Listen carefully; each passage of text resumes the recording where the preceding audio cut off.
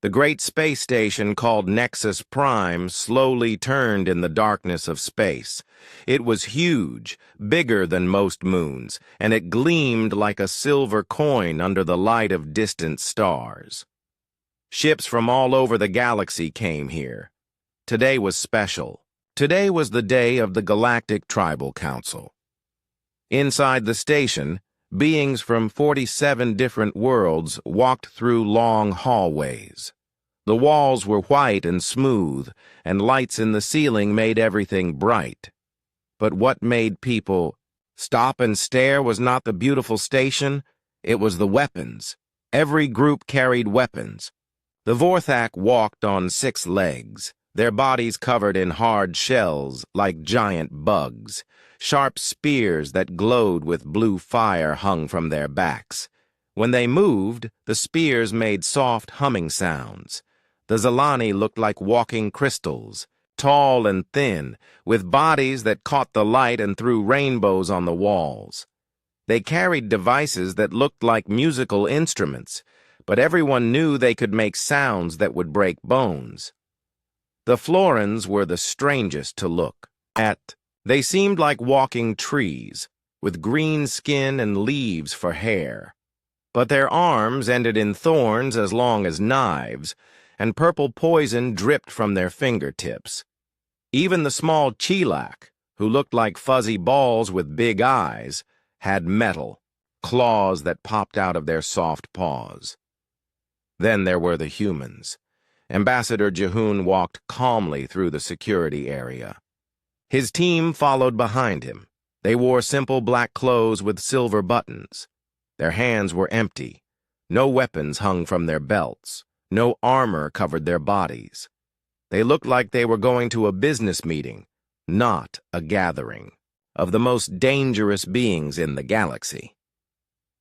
The security guards were Torthan, a race that looked like walking stone statues. One of them, bigger than the others, stepped in front of Jehoon.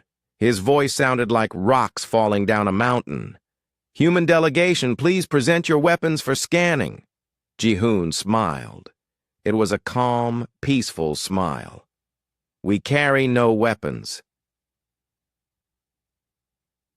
Taperi, guard's stone face did not change, but his voice got quieter. "Of course, please proceed." Behind Jehoon, a young man named Minho whispered to the woman next to him, "Yunji, why do they all stare at us like that?" Yunji was older than Minho. She had been to many councils before. Her hair was starting to turn gray, and she had scars on her hands from old fights. She walked with the quiet confidence of someone who had seen terrible things and lived to tell about them. "Because we are dangerous," she whispered back. Minho looked confused. "But we have no weapons." "That is why we are dangerous." They walked into the great chamber, and Minho's mouth fell, open. The room was so big that clouds could have formed near the ceiling. The walls curved up and up until they met in a dome far above. Seats were arranged in circles, each group of seats made for different types of bodies. Some seats were filled with water for the fish-like aquari. Others were just flat rocks for beings who did not sit like humans did. In the center of the room stood a platform. On the platform was a chair that looked like it was made from black metal and white bone. Sitting in the chair was the most frightening being Minho had ever seen. Chancellor Vextar was old. How old, nobody knew. He looked like a dragon from ancient Earth stories, but bigger. His scales were black with silver edges, and his eyes glowed like small suns. When he breathed, small flames came from his nose. His voice, when he spoke, made the whole room shake. But even this ancient, powerful being nodded respectfully when he saw the human delegation. The humans took their seats. Around them, other delegations were still arriving.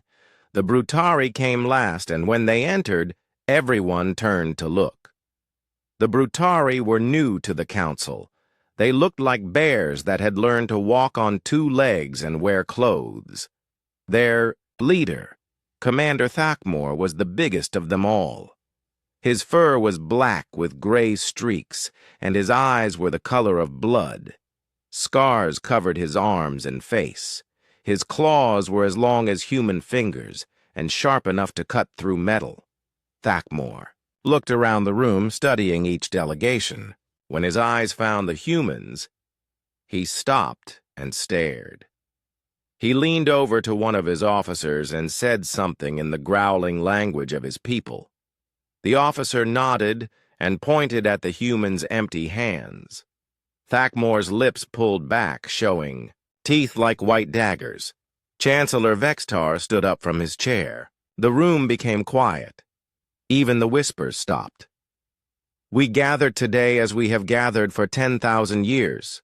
The dragon's voice filled every corner of the chamber. "Representatives of the great races, children of distant suns, all equal under the ancient laws." He raised one clawed hand, and lights appeared above each delegation. The lights showed symbols, the emblems of each race. "As tradition demands, all species will present their arms for the ritual blessing." The dragon's glowing eyes moved from group to group. The Vorthak with their flame spears, the Zalani with their sonic weapons, the Florins with their poison, thorns. Each group stood when their name was called. They held up their weapons, and a beam of light from the ceiling touched each one. "All species present their arms for blessing," Vextar continued, "save for the humans, who need no such blessing." Minho felt his heart beat faster. Around the room, hundreds of alien eyes turned to stare at the human delegation. Some of those eyes showed curiosity. Others showed fear. But the eyes of Commander Thakmor showed anger. The Brutari leader stood up. His voice was like a roar of thunder. "I object." The chamber fell silent.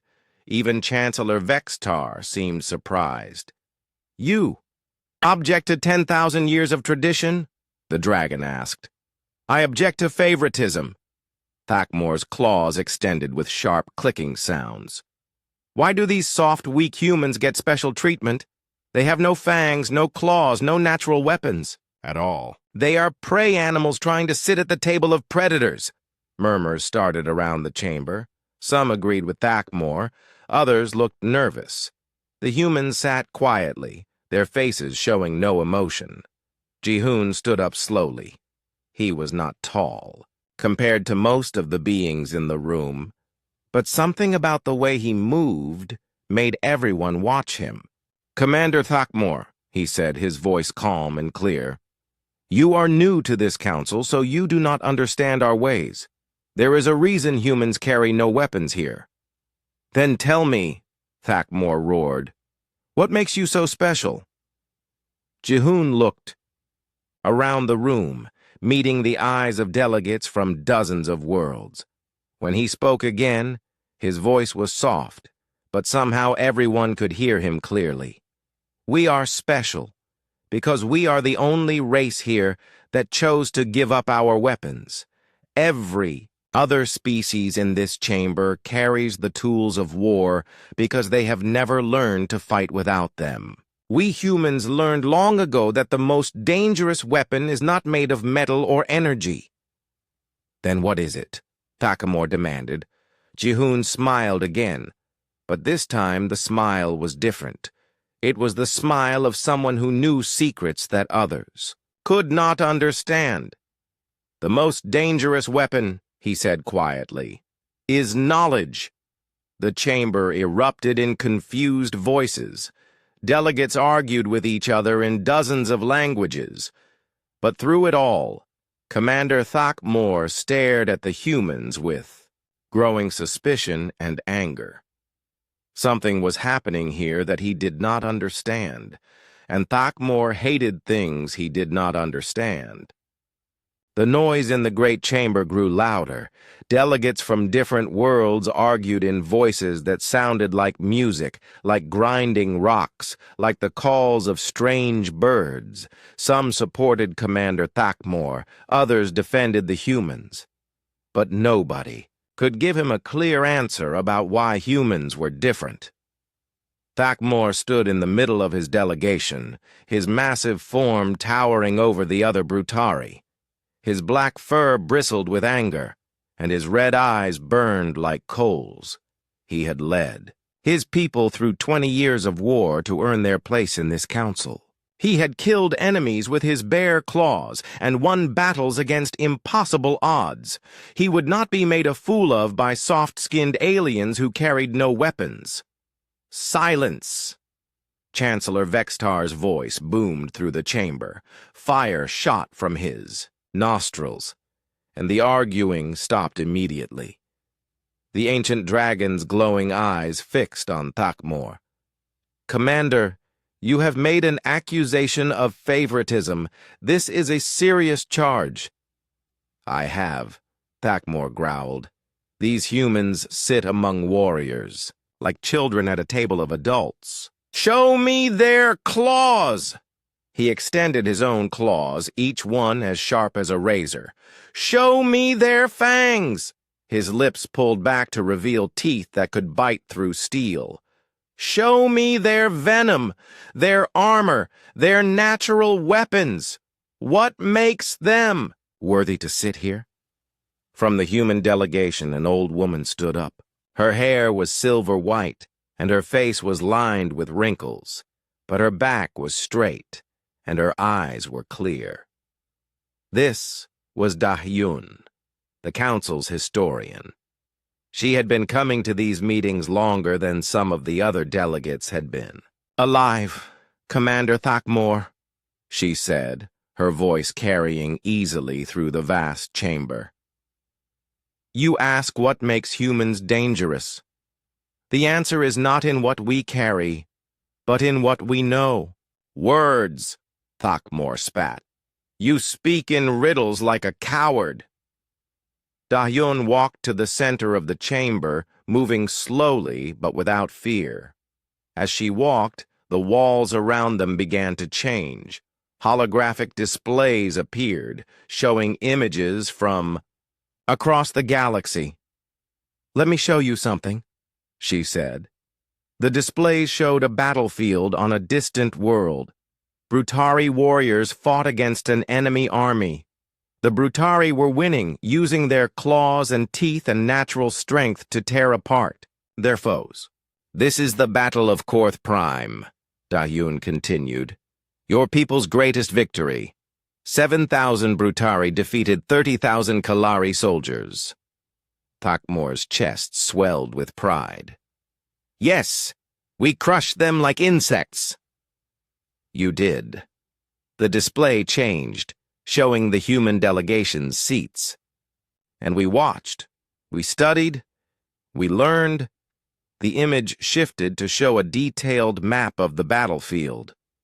Red lines showed how the Brutari had moved. Numbers appeared, showing the timing of each attack. The display zoomed in to show individual fights, analyzing how each Brutari warrior had used their claws, how they had coordinated their attacks, how they had used their natural instincts to win. "We studied your tactics," Dahyun said. "We learned how your people think in battle. We mapped your attack patterns. We timed your movements. We analyzed your strengths and your weaknesses." The display changed again. Now it showed Brutari anatomy, with detailed charts showing pressure points, nerve clusters, and vulnerable spots that even the Brutari themselves might not know about. Thakmor's eyes narrowed. "You study us like animals. We study everyone." The displays showed battle footage from dozens of worlds. Vorthak flame spears cutting through enemy lines. Zalani sonic weapons shattering stone fortresses. Floron poison thorns paralyzing entire armies. and with each display came charts, diagrams, and analysis that broke down every fighting style, every weapon, every tactical advantage. A younger human stood up. His name was Sung Ho, and he wore the uniform of the Human Diplomatic Corps.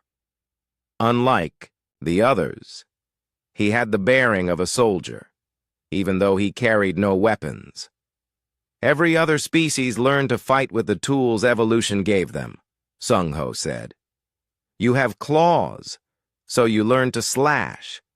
The Vorthak have hard shells, so they learn to ram and pierce. The Zilani can focus sound, so they learned to shatter and disorient. The displays showed human soldiers throughout history, ancient warriors with spears and swords, fighting creatures much larger and stronger than themselves. Soldiers with primitive, guns facing aliens with energy weapons. Human space marines charging into battle against enemies that could kill them with a single touch. We humans had no claws, no shells, no natural weapons, Sung Ho continued, so we learned to fight with our minds. We learned to study our enemies until we knew them better than they knew themselves. Thakmor's lips curled in a snarl. Pretty words, but I see no proof. You claim to be dangerous, but you look like prey to me. Commander, said Chancellor Vextar, his ancient voice heavy with warning, be careful what you ask for. But Thakmor was beyond caring about warnings. The frustration and anger of the past hour boiled over. I invoke the right of challenge! A gasp went through the chamber. The right of challenge was an ancient law, older than the council itself. When a delegate questioned another's right to be present, they could demand trial by combat. The challenged party could not refuse without losing their seat on the council. Forever. Thakmor, no, whispered one of his own officers, a smaller Brutari with gray fur. You don't understand what you're doing. I understand perfectly, Thakmor roared. These soft humans claim to be warriors. Let them prove it. Single, combat, no weapons except what nature gave us. If they win, I will accept their place here. If I win, they must explain their secrets or leave the council. Chancellor Vextar looked at the human delegation. Do you accept this challenge? Ambassador Jehun stood up. For a moment, Minho thought his leader would refuse. The challenge seemed insane. Thakmor was 3 times the size of any human with natural weapons that could tear a person apart in seconds. But Jehun nodded calmly. We accept. Who will champion the humans? Vextar asked. From the back of the human delegation, a man stood up. He was younger than most of the others, lean rather than muscular, with quiet eyes and steady hands. His name was Wonho, and he wore the simple black uniform of a junior diplomatic officer. Minho grabbed Yunji's arm. This is insane, he whispered. Wonho isn't even military! Yunji watched as Wonho walked toward the center of the chamber. Her face was calm, but Minho could see worry in her eyes. Every human is military when they need to be, she said softly. Thakmor laughed when he saw his opponent. This is your champion, this little mouse? Wonho stopped in front of the massive Brutari. He was barely half Thakmor's height and perhaps 1/4 his weight. He looked like a child standing next to a giant. Commander, Wonho said politely, are you certain you want to do this? Are you afraid, little human? Thakmor extended his claws to their full length. You should be. Wonho nodded thoughtfully. I am afraid, but not of you. Then what do you fear? Wonho looked around the chamber, meeting the eyes of delegates from dozens of worlds. When he spoke, his voice was sad. I'm afraid that after today, you'll understand why we don't carry weapons. and I'm afraid that understanding will terrify you." Chancellor Vextar's voice rang out across the chamber. "Let the arena be prepared. In 1 hour, the challenge will begin." As the delegates filed out to watch the preparations, Thakmor felt a strange chill run down his spine. The human's words echoed in his mind. What had he meant? What was there to understand? But it was too late to back down now. In 1 hour, he would prove that natural strength was superior to human cleverness. In 1 hour, he would show these soft aliens their place. In 1 hour, Commander Thakmor would learn why humans were the most feared race in the galaxy. The arena was a perfect white circle, 50 meters across, with smooth walls that rose up to an observation deck. The floor was made of a material that could absorb energy blasts and resist even the strongest claws. Above, hundreds of seats filled, with delegates from across the galaxy. Everyone wanted to see this fight. Thakmor entered first, and the crowd's reaction was immediate. The Brutari commander was even more impressive in the arena's bright lights. His black fur rippled over muscles, like steel cables. His claws caught the light like polished knives. When he moved, each step made the floor vibrate slightly. He raised his arms to the crowd, and his war cry echoed off the walls. A sound like thunder mixed with the roar of a wild beast. The Brutari delegation cheered. Even some of the other species looked impressed. This was what a warrior should look like, powerful, frightening, built for battle. Then Wanho entered, and the arena fell quiet. The human looked even smaller in the vast white space. His black diplomatic uniform seemed formal and out of place. He carried nothing, wore no armor, and showed no signs of fear. He walked to the center of the arena with calm, measured steps, like he was going to a meeting instead of a fight to the death. In the observation deck, Minho grabbed the rail with white knuckles. "This is murder," he whispered to Unji. "Look, at them." Thakmor could tear Wanho apart with one swipe. Unji watched the two fighters carefully. "Minho, how long have you been studying xenobiology?" 3 years, why? "What do you know about Brutari anatomy?" Minho blinked, confused by the question. "They're carnivores, evolved from pack hunters. High muscle density, enhanced reflexes, natural weapons in the form of retractable claws and reinforced teeth.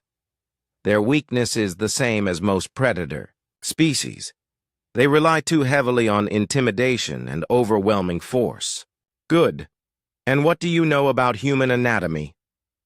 "We're omnivores, evolved from persistence hunters. Lower muscle density but higher endurance. No natural weapons but enhanced problem-solving abilities and pattern recognition." Minho paused.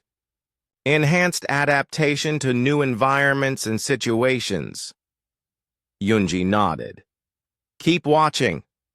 In the arena, Chancellor Vextar's voice boomed from speakers around the space. "By the ancient laws of challenge, this combat will continue until one fighter yields, is rendered unconscious, or—" The dragon paused. "Or dies. Begin!" Thakmor charged immediately, his massive form moving with surprising speed. His claws extended fully, aimed at Wanho's throat. The attack was brutal, direct, and would have killed most beings instantly, but Wanho wasn't there when the claws arrived. The human had moved at the last possible second, flowing to the side like water around a stone. Thakmor's claws slashed. Empty air and his momentum carried him past his target. The Brutari spun around, snarling with frustration. "Stand still and fight, coward!" Wanho stood calmly, hands at his sides. "I am fighting, Commander. You're just not used to this kind of battle." Thakmor attacked again, this time with a series of rapid slashes. His claws were a blur of motion, cutting through the air in patterns that should have left his opponent in pieces. But somehow, Wanho moved between the attacks. He bent backwards under one swipe, stepped to the side to avoid another, and ducked under a third that would have taken his head off. In the stands, a Vorthak delegate leaned forward on its 6 legs. "How is the human moving like that? Those reflexes are impossible for his species." "Not impossible," said the Zalani representative, its crystal body humming with interest. "Predicted." Down in the arena, Thakmor was getting frustrated. His attacks weren't wild. They were precise, practiced moves that had won him dozens of battles, but the human seemed to know where each attack was going before it started. "Stop running!" Thakmor roared. "I'm not running," Wanho replied calmly. "I'm observing." And that's when the human went on the attack. It started so quickly that many in the crowd missed it. Thakmor lunged forward with both claws extended, putting all his strength behind the strike. Wanho stepped inside the attack, moving closer instead of away. His right hand shot out, fingers extended, and struck a spot just below Thakmor's left shoulder. The massive Brutari stumbled. His left arm went numb for a moment, the claws retracting involuntarily. "Impossible!" growled a Brutari officer in the stands. "How does he know our nerve clusters?" But Wanho wasn't finished. As Thakmor tried to regain his balance, the human moved again. This time his strike hit a pressure point on the Brutari's leg. Thakmor's knee buckled, and he went down on one knee. In the observation deck, Da-Yun's voice carried over the stunned silence. "Because we studied you. All of you.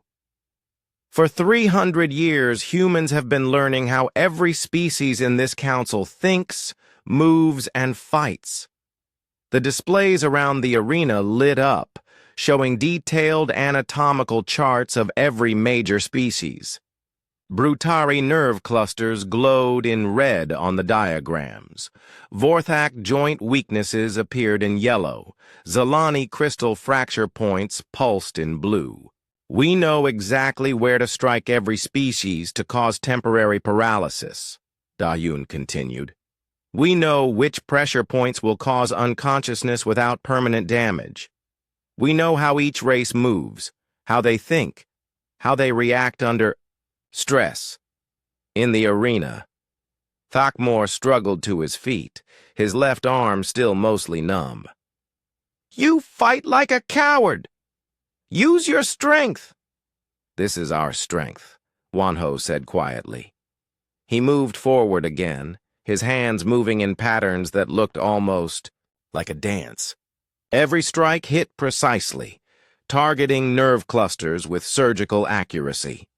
Thakmor tried to fight back, but his body wasn't responding properly. The human's strikes had disrupted his nervous system in ways he didn't understand. His right arm worked, but his coordination was off. His legs felt heavy and slow. "You see?" said a new voice from the human delegation. It was Jiwan, head of the Human Sciences Division. "Every species here evolved weapons to survive their homeworld. You developed claws for killing, fangs for tearing, venom for paralyzing. These are tools of survival that became tools of war." The displays showed evolutionary charts of dozens of species, tracking how their natural weapons had developed over millions of years. "Humans evolved something different," Jiwan continued. "We evolved the capacity to understand, to adapt, to learn our enemies so completely that their own strengths become our weapons." In the arena, Wanho demonstrated this terrifying truth. Every time Thakmor attacked, the human was ready for it. Not because Wanho was faster or stronger, but because he understood exactly how a Brutari would move in each situation. He knew their attack patterns, their instincts, their reactions. "We don't just learn to fight you," said Tae-hyun, a human xenopsychologist. "We learn to think like you. When a Brutari is angry, they attack in specific patterns. When they're frustrated, they make predictable mistakes. When they're afraid, they always retreat in the same direction." Thakamore was all three emotions now: angry, frustrated, and beginning to feel something he'd never experienced in combat before: fear. The human moved around him like a ghost, striking nerve points with perfect precision, avoiding every attack as if he could see the future. "This isn't fighting!" Thakamore gasped, his breathing labored. This is what happens when you challenge a species that makes war into a science," Wonho said softly. He struck one final pressure point, and Thakamore collapsed, conscious, but unable to move. The arena fell completely silent. The mighty Brutari commander, who had never lost a fight in his life, lay helpless on the white floor. And standing over him was a human who looked like he'd barely broken a sweat. But the most frightening thing wasn't that the human had won. It was how he'd won, without causing any permanent damage, showing mercy even while demonstrating absolute superiority. "You see now," Ambassador Jihoon said, his voice carrying to every corner of the arena, "why humans need no weapons in the Sacred Council." In the stands, delegates from dozens of worlds stared in shock and growing fear. They were beginning to understand something terrible. The humans hadn't just studied one species or two. They had studied everyone. Every delegate in that room, every species in the council, every alien race that humans had ever encountered, they had all been analyzed, cataloged, and understood so completely that their greatest strengths had become their greatest weaknesses. And the humans had chosen not to use this knowledge to conquer or destroy. That choice, more than any weapon, was what made them truly dangerous. The arena stayed silent for long minutes. Thakamore lay on the white floor, his massive body unable to move, but his red eyes still burning with awareness. Wonho stood nearby, not celebrating his victory, but looking sad, as if he regretted what he'd been forced to reveal. Finally, Chancellor Vextar's ancient voice broke the silence. "The challenge is complete. The human delegation's right to sit weaponless in the Sacred Council is confirmed." Medical teams rushed into the arena. They were a mix of species: a quarry with their healing waters, crystalline medics with their precise energy tools, and human doctors who worked alongside them. Within minutes, Thakamore was sitting up, feeling returning to his limbs. "What did you do to me?" he asked Wonho, his voice quieter than before. "Temporary nerve disruption," Wonho explained, helping the Brutari to his feet. "You'll be fine in an hour. No permanent damage. You could have killed me. Yes, but you didn't." "No." Thakamore stared at the human for a long moment. "Why?" "Because killing you would have proven nothing except that we can kill. We wanted to prove something else entirely." As the crowd began to file back to the main chamber, Thakamore walked slowly beside Wonho. The massive Brutari commander looked confused and troubled. "I've fought in hundreds of battles," he said. "I've faced enemies with better weapons, stronger armor, more numbers. But I've never felt helpless like that. You didn't just beat me. You made me feel like a child fighting an adult." "Now you understand why we are allowed to be weaponless," Wonho replied softly. Back in the great chamber, the atmosphere had changed completely. Delegates who had been casual and confident before now watched the humans with new eyes. Fear, respect, and uncertainty filled the vast room. Chancellor Vexitar, took his place on the throne. The ancient dragon's glowing eyes swept across the assembled delegates before settling on the human section. 300 years ago, when humans first requested membership in this council, they caused great debate. Many species opposed their inclusion. Humans had no claws, no venom, no natural weapons. They seemed weak compared to the great races of the galaxy. The displays around the chamber activated, showing historical footage of humanity's first contact with galactic civilization. Human ships, primitive by alien standards, approaching the great stations of the inner worlds. Human diplomats in simple clothes, standing before beings who could have crushed them without effort. But even then, there were those who saw the truth, Vextar continued. The Zelix Collective, now extinct, were the first to recognize what humans really were. They called them the Learning Ones, a species whose greatest talent was understanding. Others. A new voice spoke from the human delegation. This was Ji-Wan, the head of Human Sciences Division. She was a middle-aged woman with sharp eyes and graying hair pulled back in a simple style. Every species here evolved weapons to survive their homeworld, she said, standing slowly. You developed claws for climbing and killing, venom for hunting, sonic attacks for communication and defense, energy projection for environmental control. These are tools of survival that became tools of war. The displays showed evolutionary trees for dozens of species, tracking how their natural abilities had developed over millions of years. Each tree showed a clear path from survival need to weapon application. Humans evolved something different, Ji-Wan continued. We evolved as persistence hunters on a world filled with creatures larger and stronger than ourselves. We couldn't outrun a mammoth or outfight a saber-toothed tiger, so we learned to outsmart them. The display shifted to show human ancestors on ancient Earth. Primitive humans with stone tools working together to hunt creatures 10 times their size. Not through strength or speed, but through planning, cooperation, and understanding their prey better than the prey understood itself. We learned to read tracks, to predict behavior, to understand the patterns of our enemies. Over millions of years, this ability grew stronger. We became the species that could step outside our own nature and see through other eyes. A younger man stood up from the human delegation. This was Tai Hyun, a xenopsychologist who specialized in alien behavior patterns.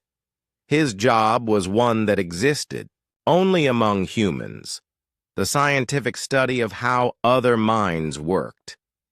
Every human child studies the 46 member species of this council, he said. We know your pressure points better than your own doctors.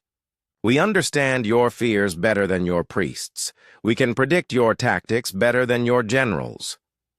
The displays showed educational materials from human schools, children learning about Vorthak's social structures, teenagers studying Zalani, emotional patterns, young adults memorizing the anatomy and psychology of dozens of alien races.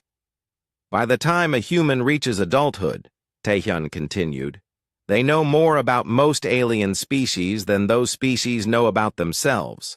This isn't because we're smarter.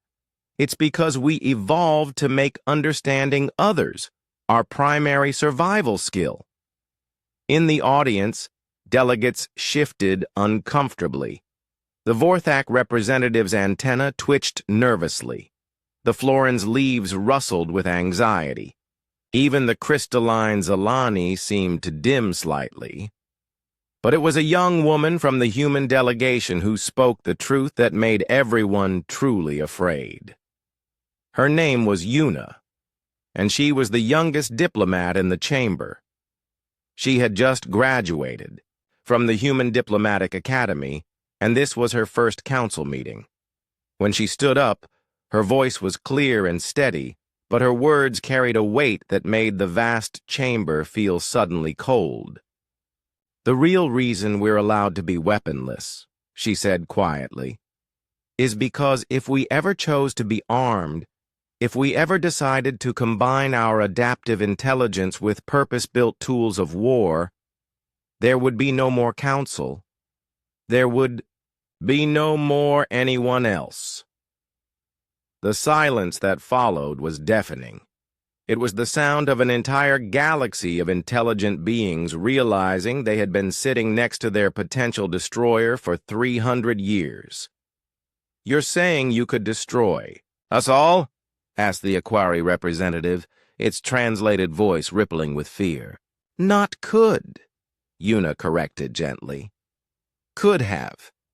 At any time in the last 3 centuries. We know the location of every homeworld, every military base, every resource depot. We understand your tactics, your weaknesses, your political structures. We know which of your leaders can be reasoned with and which ones can't. We know how to turn your own people against each other, how to make your weapons useless, how to break your societies from within." She gestured to her fellow humans. Every person in this delegation could walk onto any world in this chamber and, within a year, be running it. Not through conquest, but through understanding the people better than they understand themselves. Ambassador Jihoon stood up beside her.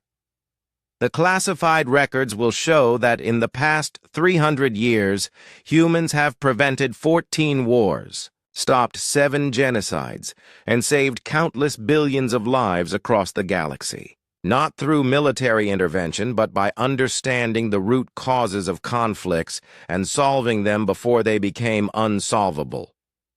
But why? Commander Thakmor had found his voice again. He was still recovering from his fight, but his eyes were clear. "If you have this power, why don't you use it? Why help your potential enemies?" Jihoon looked around the chamber, meeting the eyes of beings from dozens of worlds. When he spoke, his voice was sad but firm. "Because we learned something else during our evolution, Commander. We learned that the strongest predator is not the one who kills everything it can. The strongest predator is the one who kills only what it must and finds ways to live alongside everything else. We could rule this galaxy," added Da Hyun, the elderly historian. "But ruling through fear and force is unstable. It always fails eventually. We chose a different path, ruling through understanding and cooperation, making ourselves so valuable as allies that no one would ever want us as enemies." The chamber remained silent as the full scope of humanity's strategy became clear. For 300 years, they had been the hidden guardians of galactic civilization, using their terrifying ability to understand others not for conquest, but for protection. They were the wolves who had chosen to be shepherds. And that choice made them more dangerous than any weapon ever forged. The weight of truth settled over the great chamber like a heavy blanket. For several minutes, no one spoke. Delegates from 47 worlds sat in their specially designed seats, processing what they had just learned. The humans, the seemingly weak, weaponless humans, were not just members of the Council. They were its secret guardians. Chancellor Vextar, ancient beyond measure, finally broke the silence. His dragon-like form seemed to shrink slightly, as if the burden of knowledge was too much even for him. "The time has come," he said, his voice echoing off the curved walls, "to speak the words that have been hidden for 3 centuries.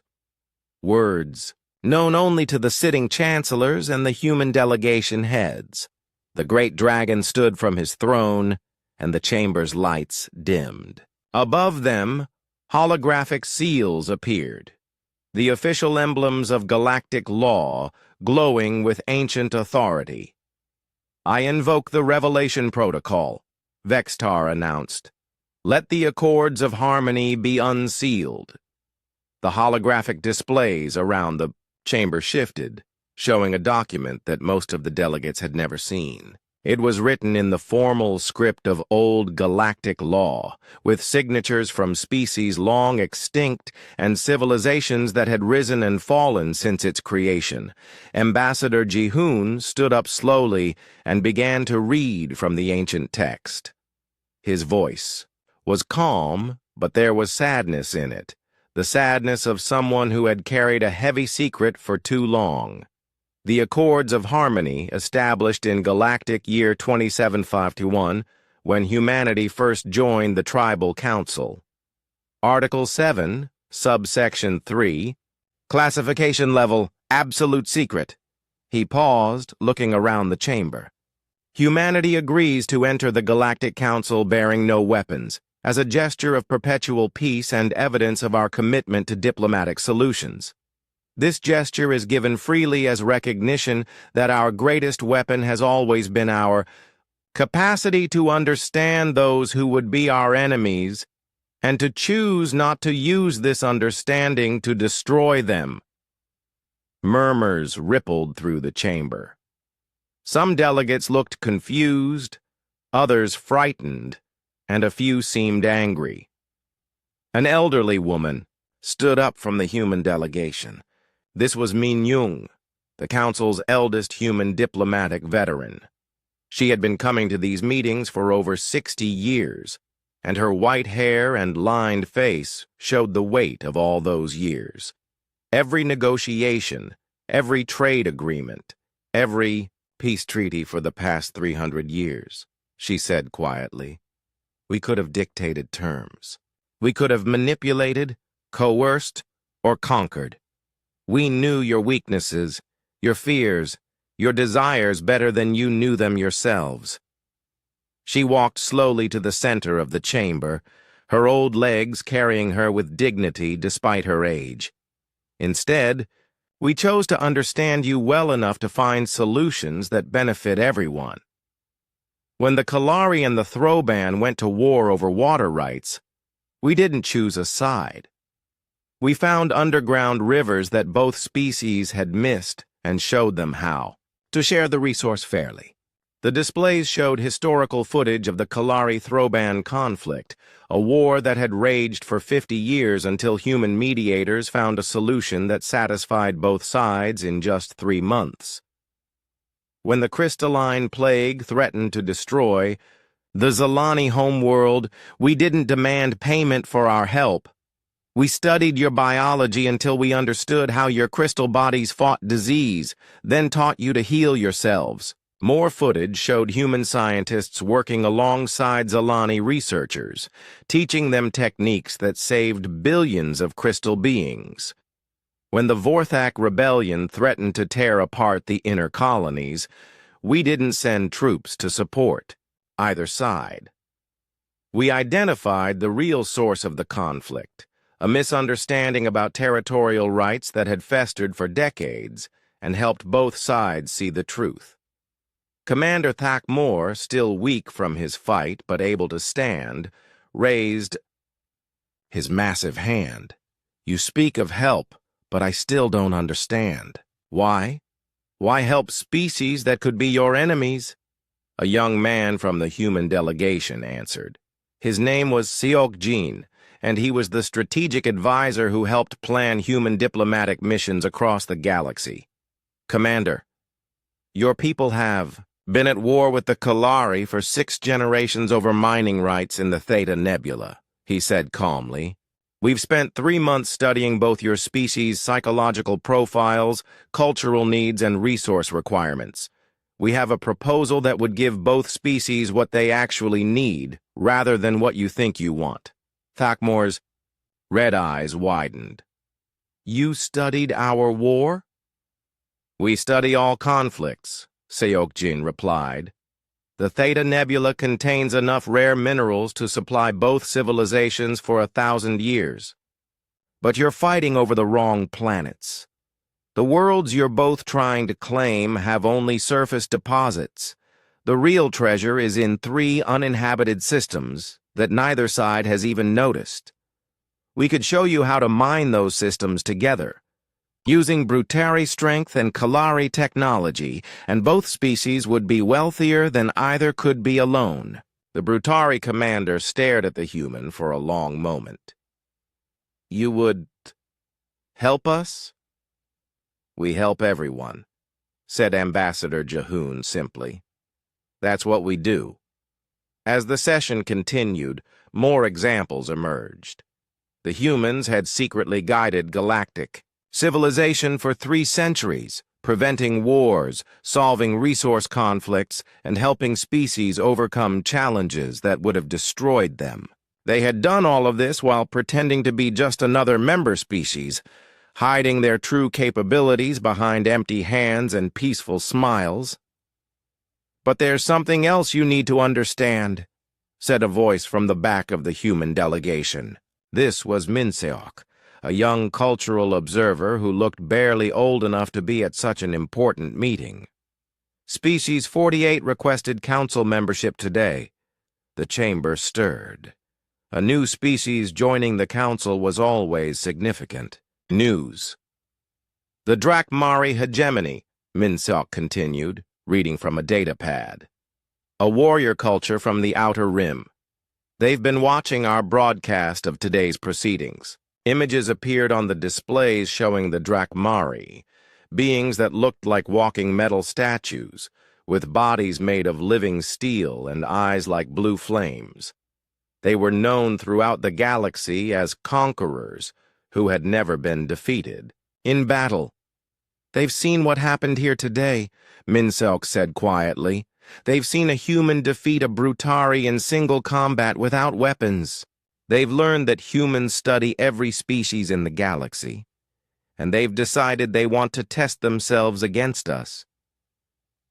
The chamber fell silent again. The Drakmari were not like other species. They didn't seek resources or territory. They sought only the glory of battle and the thrill of conquest.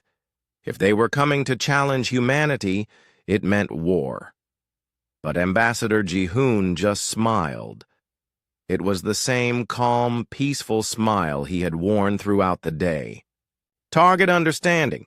Complete cultural integration within 1 standard year, he said, as if he was talking about a routine diplomatic mission instead of contact with the galaxy's most dangerous warrior race.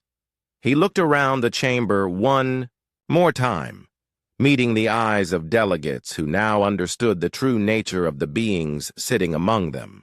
The cycle continues, as it always has, he said softly, with humanity's strangest weapon, the choice to understand rather than destroy. As the great chamber began to empty, delegates filing out in small groups and speaking in hushed voices, Minho finally understood what Yunji had meant earlier. The humans were not weaponless because they were weak. They were weaponless because they were so overwhelmingly powerful that carrying weapons would have made fair negotiation impossible. They were the shepherds who had chosen to protect the flock rather than devour it, and that choice, the choice, to use ultimate power for protection rather than domination, made them the most dangerous and most valuable species in the galaxy. Somewhere in the Outer Rim, the Drakmari hegemony was preparing for war, not knowing that they had already lost. They had been studied, analyzed, and understood before they even knew humans existed. The cycle would continue, as it always had, with humanity's greatest victory, the conquest of conquest itself. Outside the great chamber, the stars shone down on Nexus Prime, and the galaxy spun on in its ancient dance, protected by shepherds who had learned that the greatest weapon was the wisdom not to use it.